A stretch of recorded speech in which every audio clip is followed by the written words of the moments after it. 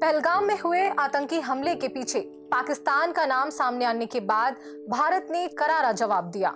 सिंधु जल संधि पर रोक लगाकर भारत ने पाकिस्तान की लाइफलाइन पर वार किया है। दूसरी तरफ पाकिस्तान अब चीन से गुहार लगा रहा है कि वो भारत की ब्रह्मपुत्र नदी का पानी रोके। सवाल ये है, क्या चीन ऐसा करेगा? और अगर हाँ, तो क्या भारत को दो मोर्चों पर जंग लड़नी पड़ेगी?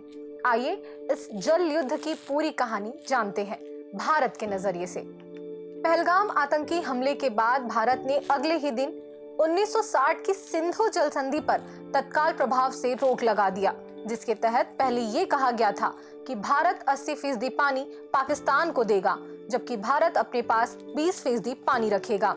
इसके बाद पाकिस्तान से भड़काने वाले बयान सामने आते रहे। इन्हीं में से एक पूर्व विदेश मंत्री बिलावल भुट्टो का बयान सुनिए।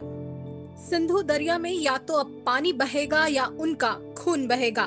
सिंधु दरिया हमारा है और हमारा ही रहेगा। इस पर विदेश सचिव विक्रम मिस्त्री ने साफ कहा, जब तक पाकिस्तान आतंकवाद को समर्थन देता रहेगा, पानी की एक बूंद भी पाकिस्तान को नहीं मिलेगी। बताते चलें कि सिंधु नदी संधि के तहत 3 पूर्वी नदियां रावी, व्यास और सतलज का पानी भारत को आवंटित किया गया। वहीं 3 पश्चिमी नदियों सिंधु, झेलम और चिनाब का 80% हिस्सा पाकिस्तान को आवंटित किया गया। ये नदियां पाकिस्तान की लाइफलाइन हैं। इसके पानी से वहां 4.7 करोड़ एकड़ खेतों की सिंचाई होती है। कराची, लाहौर, मुल्तान जैसे बड़े शहर इन्हीं नदियों के पानी से अपनी प्यास बुझाते हैं और तरबेला, मंगला जैसे पावर प्रोजेक्ट पाकिस्तान के लिए 30% बिजली आपूर्ति करते हैं। वो भी इन्हीं नदियों पर निर्भर है।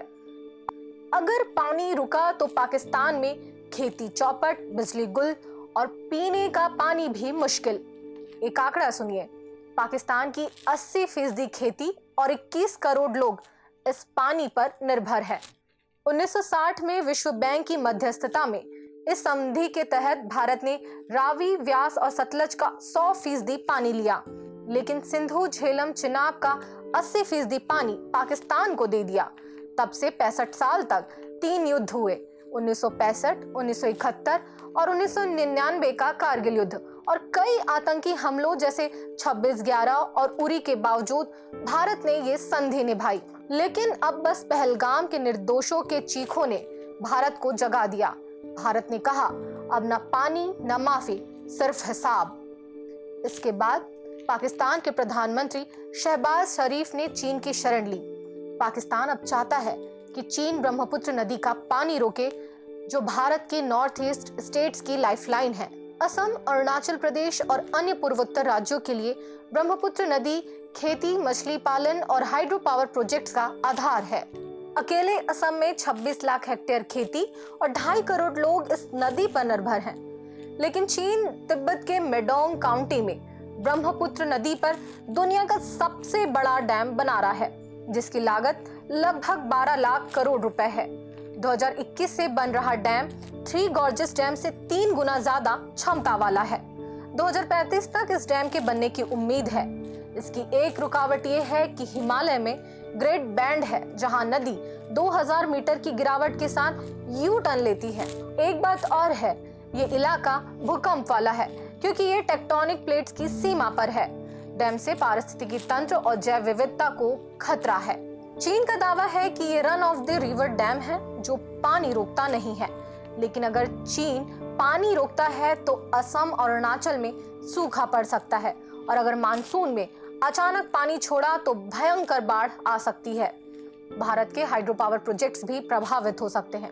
एक और चौंकाने वाला फैक्ट सुनिए, ब्रह्मपुत्र भारत में केवल 29% पानी लाती है, बाकी 71% तिब्बत और बांग्लादेश से आता है।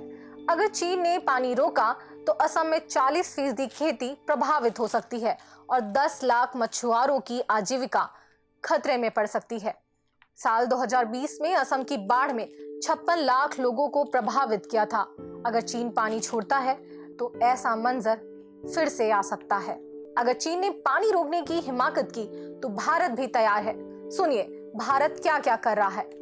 फास्ट ट्रैक डैम्स, अरुणाचल में 10 गीगावाट का सियांग डैम और 12 हाइड्रो पावर स्टेशन बन रहे हैं जो चीन के डैम का जवाब देंगे। जल भंडारण, 2030 तक ब्रह्मपुत्र बेसिन में 15 नए जलाशय बनाए जाएंगे जो 20 बिलियन क्यूबिक मीटर पानी स्टोर करेंगे।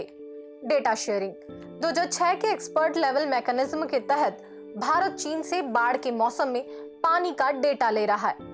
कूटनीति भारत ने G20, UN और ब्रिक्स जैसे मंचों पर चीन से पारदर्शिता और डाउनस्ट्रीम देशों के हितों की रक्षा की मांग की है।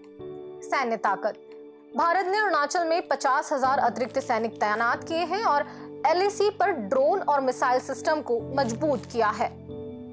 और ये मत भूलिए, भारत के पास गंगा, यमुना, गोदावरी, कृष्णा जैसी 20 से ज्यादा बड़ी नदियां हैं जो पूरी तरह हमारे देश में है। भारत की 70% बिजली और 65% खेती इन्हीं नदियों पर निर्भर है।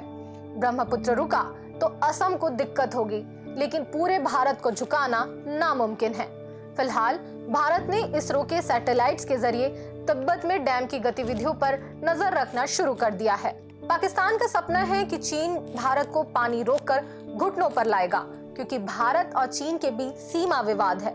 लेकिन भारत आतंकवाद के खिलाफ सख्त है। चीन के लिए पानी को हथियार बनाना इतना आसान नहीं। भारत और चीन के बीच कोई जल संधि नहीं है, लेकिन भारत कूटनीति और ताकत दोनों में मजबूत है।